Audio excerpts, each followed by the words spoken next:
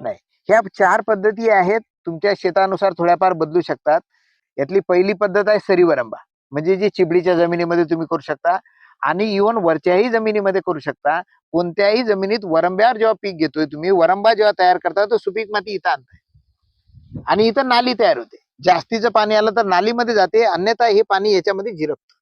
म्हणजे ओलाव्यामध्ये जसा धुऱ्यामध्ये ओलावा टिकून राहतोय, याच्यामध्ये सुद्धा ओलावा टिकून राहत असतो या वरंब्यामध्ये. आता तो किती साईजचा करायचा तर जमिनीनुसार परत परत बदलणार आहे. तर ही पहिली पद्धत आहे वरंब्यावर लागवड करणे.